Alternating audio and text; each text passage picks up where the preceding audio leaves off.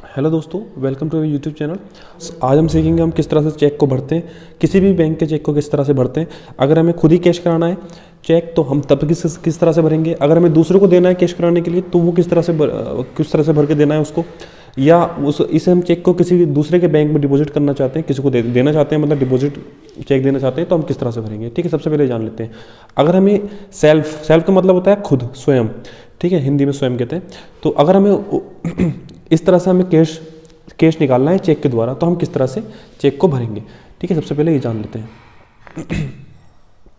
Self लिखना है यहाँ पर। ठीक है, यहाँ पे लिखना है हमें सेल्फ, और जितनी अमाउंट लिखना है वहाँ पे यहाँ लिख सकते हैं। जैसे 10,000 रुपीज़, कोई भी काटापीटी नहीं होनी चाहिए, गलत हो गया। वैसे काटापीटी कोई नहीं होनी चाहिए, बिल्कुल सही लिखा हुआ होना चाहिए। कोई चेक मुड़ा हुआ नहीं होना चाहिए, बिल्कुल सीधा चेक होना चाहिए। एक बार फोल्ड कर सकते हैं, वो भी निशान ना बनाए, जितना कम इसमें मतलब मोड़ा जाए उतना बेहतर है। तो यहाँ पे हम 10,000 रुपीज़ ओनली लिख सकता है। यहाँ पे हम अमाउंट लिख देंगे नंबर्स में। ठीक है, यहाँ लिखेंगे 10,000 रुपीज़। ठीक है, यहाँ पे 10,000 रुपीज़ लिख देते हैं, और यहाँ पे जिसके साइन होते हैं, जैसे हमारा साइन है, यहाँ पे हम साइन कर लेंगे। ठीक है, अगर हमें सेल्फ के लिए निकालना हो तो हम दो सेम काम हम करते हैं। ठीक है, सेम काम हम चेक के पीछे करना है। मतलब जैसे हमें चेक निकालना है तो हम यहाँ पे भी एक साइन करेंगे और यहाँ पे भी एक साइन करेंगे। ठीक, तो इस तरह से हमें चेक कैश कराया जा सकता है अपने ही ब्रांच से या किसी भी SBI की ब्रांच से। ठीक, इस तरह से कर सकते हैं। अच्छा, अगर हमें किसी दूसरे को देना है इंस्टेंट, अगर वो हाथों हाथ कैश कराना चाहता है चेक को, उस तरह से देना है तो हम कैसे करेंगे। जैसे मान लीजिए हमें देना है किसी भी, उसका नाम है मनोज। ठीक है, मैं फिर बता रहा हूँ कि कोई भी काटापीटी नहीं होनी चाहिए, कैपिटल स्मॉल ये हिंदी कैसे भी लिख सकते हैं, मनोज। ठीक है, मनोज हमें लिखना है, और यहाँ पे मान लीजिए 10,000 रुपीज़ हमें देना है, और 10,000 रुपये और अपने सिग्नेचर कर दिए उसमें।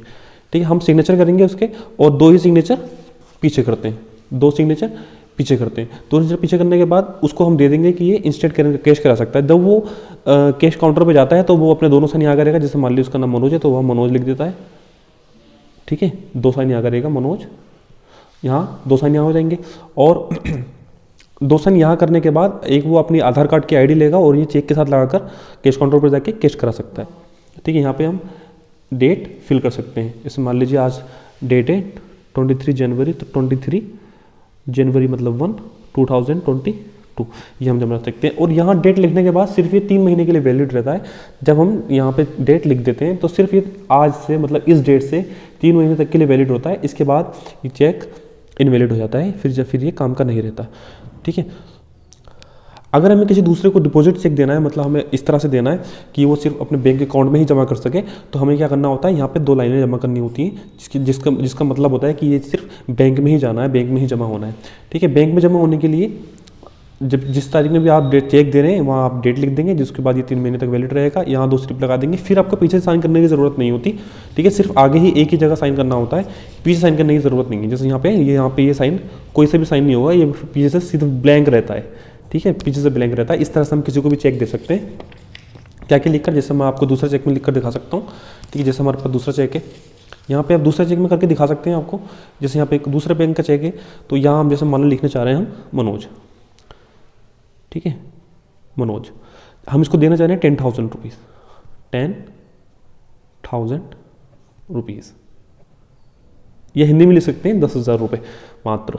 ठीक है, ओनली भी लगा देंगे, 10,000 रुपये मात्र भी लिख सकते हैं, और हिंदी में लिख सकते हैं मनोज, या यहाँ पे ठीक है वो भी कर सकते हैं, और यहाँ लिख देंगे हम 10,000। ठीक है, यहाँ हम साइन कर देंगे। जो भी यहाँ पे ये दूसरा चेक है तो यहाँ पे नाम लिखा हुआ मांग रहा है ये, और यहाँ पे साइन कर देंगे। जैसे मान लो यहाँ पे हमने साइन कर दिया, यहाँ पे और जैसे मान लीजिए हमारा नाम योगेश है तो हम यहाँ योगेश रख देंगे, और यहाँ 2 लाइनें लगा देंगे। तो जो यहाँ पर डेट लिखी है उससे ये 3 महीने तक के लिए वैलिड रहता है। ठीक है, इसके बाद ये इनवैलिड हो जाता है। और अगर इस तरह से आपका चेक भरा हुआ है और पीछे कुछ नहीं भरा हुआ है, इसके पीछे देख लीजिए, इसके पीछे सिर्फ ब्लैंक है, कुछ नहीं भरा हुआ है, तो सिर्फ इस तरह से अगर चेक है तो हम इस मनोज अपने अकाउंट में इस चेक को जमा कर सकता है।